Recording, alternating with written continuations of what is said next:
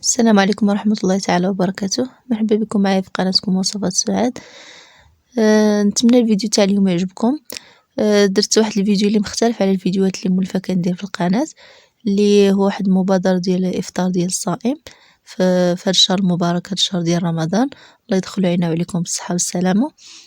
كما كتشوفوا درت واحد العدد ديال الافطار. درت عدد ديال 10 ديال الاشخاص، بداكشي اللي قسم الله على حسب المتوفر. درت 3 د الأنواع ديال المأكولات هكذا. درت مسمن وهادوك القراشل والبغرير وعصير على حسب الإمكانيات ديال كل واحد. الله يتقبل منا ومنكم إن شاء الله. أول حاجة درت هي عجينة المسمن. درت الطريقة ديال المسمن اللي كنديرو دائما، الفورس والفينو. الفورس كيكون الدوبل ديال العدد ديال الفينو. ودرت شوية ديال الملحة، شوية ديال سنيدة باش يجي محمر. صافي جمعت بالما دافي، يعني بلا دلك بلا والو، غير كتجمعي هكذا العجين. صافي باش نديرو فواحد البلاستيكة ونخليه يترخى على خاطرو، بما وجدت حوايج اخرين باش بلا ما نضيعو الوقت وباش ما ناخدوش وقت بزاف في التحضيرات. اول حاجة كما قلت لكم قديت مسمن ودرتو في بلاستيكة هكذا وخليته يرتاح. عاد رجعت دابا كنقاد هادوك الكريسات مع حتى هما كيشدو الوقت في الخميرة باش يخمروا. درت اول حاجة الخميرة ديال الخبز، يمكن نديرو الخميرة الفورية. ودرت سنيدة والدقيق. درت واحد جوج قياس تاع 2 معالق ديال الدقيق، وواحد الكاس ديال الماء دافي، و2 معالق تقريبا ولا 3 ديال سنيدة على حساب كل واحد كي كيبغي الحلاوة، واش كثيرة ولا قليلة. صافي خلطتهم هكذا بالماء دافي وغطيتهم بالسلوفان وخليتهم يتفاعلوا يخمروا واحد شوية. عاد نرجع باش نكمل المكونات الاخرين. صافي دابا هكذا من بعد ما خمر واحد 5 دقائق ولا 10 دقائق، زدت واحد الكاس ديال الحليب دافي. زدت تقريبا واحد نص كاس ديال زيت المائدة. درت النافع وحبة حلاوة معلقة. ودرت 2 معالق ديال الزنجلان. صافي زدت واحد الخميرة ديال الحلويات ودرت واحد شوية ديال الملحة. صافي بديت كنزيد الدقيق باش نعجن. العجينة خصها تكون رطبة بزاف كتلصق في اليدين.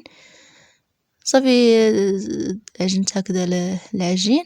يمكن تعجن غير بهذا بالخلاط اليدوي. انا استعنت بالعجانة، الا ما كانش متوفره يمكن غير بهذاك الطراب اليدوي تعجن به. صافي هكذا عجنت كنبقى نضيف الدقيق بشويه بشويه حتى كنوصل على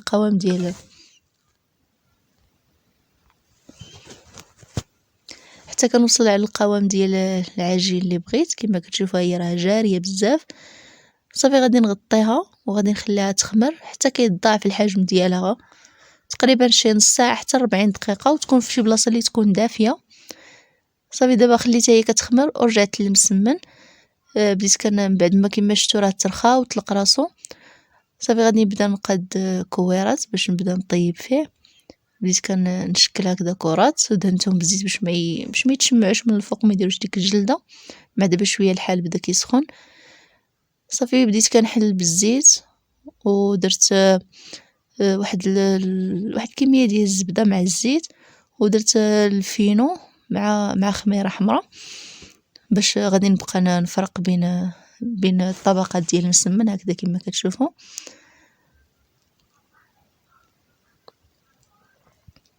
صافي كملت هكذا بنفس الطريقه حتى ساليت كاع الكرات. كما كتشوفوا كملت كاع الكرات اللي عندي بنفس الطريقه، يعني كندهن بالزبده والزيت وكنفرق بهذيك الفينو مع خميره ديال الحلويات. صافي غادي ندوز للمرحله ديال الطي حتى كنسالي كاع الكرات كنقاد لهم نفس الشكل. صافي وكنبدا نطيب في دوك المسمنات. يعني هاد الشهر هذا اللي رحنا فيه شهر رمضان المبارك، يعني لا بد بنادم يتصدق ولو بشق تمره كما قالنا الرسول صلى الله عليه وسلم، ولا باي حاجه. يعني ما الا خرجتي غير شي حاجه بسيطه، يعني راه ما نقص مال من صدقه. اي حاجه تصدقنا بها فإلا كترجعنا اضعاف مضاعفه. يعني لا بد نحفزوا بعضياتنا على على هاد الصداقات، ولو تعطي غير درهم ولا 2 دراهم ولا بحال هكدا. كنا كنقادو فطور في الدار، يعني الا خرجتي وجبة ولا 2 لشخص ولا 2 الاشخاص الا فطرتيهم راه افطار صائم، راه الجزاء ديالها راه بزاف. و... وهكذا كنبقاو ندوزو الشهر في التضامن مع بعضياتنا ونعاونو بعضياتنا، اللي عنده اللي ما عندوش. راه كما كنعرفوا حنا راه المغاربه راه لابد حتى الا درتي شي حاجه كتذوق جارك، يعني مولفين بحال هكذا كنبقاو نعطيو لبعضياتنا. فما بالك الا صدقتي على غريب اللي ما كتعرفوش وفطرتي صائم اللي محتاج. الله يتقبل منا ومنكم. كما كتشوفوا دابا نرجعوا لهاد الكريسات هادو بعد ما خمروا. كما كتشوفوا العجينه راه سائله، يعني راه كتلصق بزاف في اليدين. لابد الزيت باش نقدروا نشكلوا هذوك الكرات. كتشكلوا كرات على حساب الا بغيتوهم صغار ولا كبار، على حساب هذوك الكريسات هذوك القراش اللي بغيتو ديروا، حيت ملي غادي يدخلوا الفران غادي يخمروا غادي يكبروا باقي. صافي هكذا بعد ما شكلت هذوك الكرات بديت كنبسطهم هكا شويه باش ما يجونيش منفوخين طالعين بزاف الفوق بحال الخبز ديال الهامبرغر.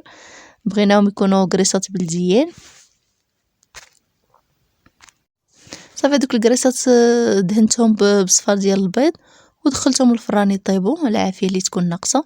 ودزت باش نقاد البغرير اللي درت 3 د الكيسان ديال الفينو، سواء الفينو بيض ولا صفر. ودرت واحد 2 معالق ديال الخميره ديال الخبز، ودرت شويه ديال الملحه، 2 معالق ديال الدقيق، ودرت 5 د الكيسان ديال الماء دافي. صافي غادي نطحن هاد المكونات هما الاولين مزيان حتى تذوب هذيك السميده ما تبقاش محببه في الخليط. عاد غادي نضيف لها 2 خميرات حمرين وواحد المعلقه كبيره ولا 2 معالق صغار ديال الخل. غادي نخلطهم مزيان. عاد نبدا نطيب فيه كما كتشوفوا، خليه يخمر واحد 5 دقائق عاد نبدا نطيب. كما كتشوفوا هكذا كيجي مثقب، كيخصو غير يطرب مزيان. صافي ما كيبقاوش دوك الحبيبات ديال السميده. صافي تما كيكون معكم البغرير ناجح كما كتشوفوا هكذا.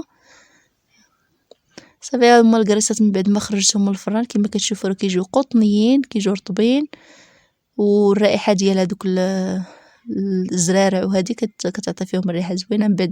من بعد ما ساليت كاع الاخرين اللي قاديت المسمن ولا البغرير والكريسات، جا ولدي كيعاونني كيستف معايا داك العصير. صافي دابا خديت هذوك المسمنات من بعد ما عاودت سخنتهم ودهنتهم بالعسل، والبغرير درت له زيت الزيتون. البغرير خليته هو اخر حاجه باش يبقى سخون. درت له زيت الزيتون. صافي هكذا كندير لهم هكذا باش يجيوني ساهلين منين بغي نجمعهم في الورق هكذا كما كتشوفوا، باش يجيو مجموعين بلا ما ياخذوا ليا مساحه بزاف. خديت الالومنيوم ودرت هذا الورق لداخل.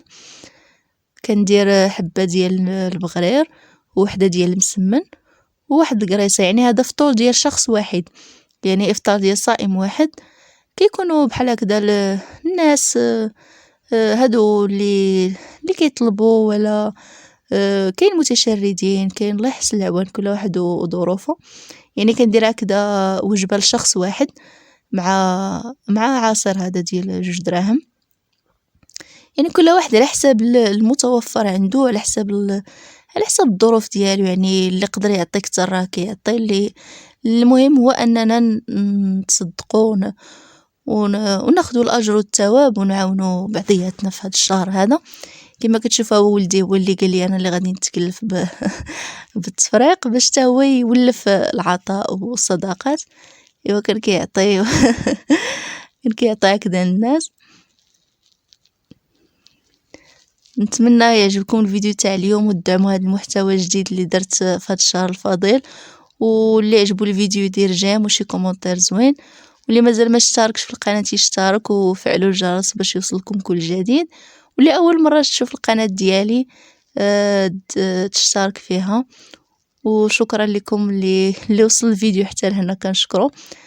يلا بسلام عليكم والى فيديو قادم ان شاء الله.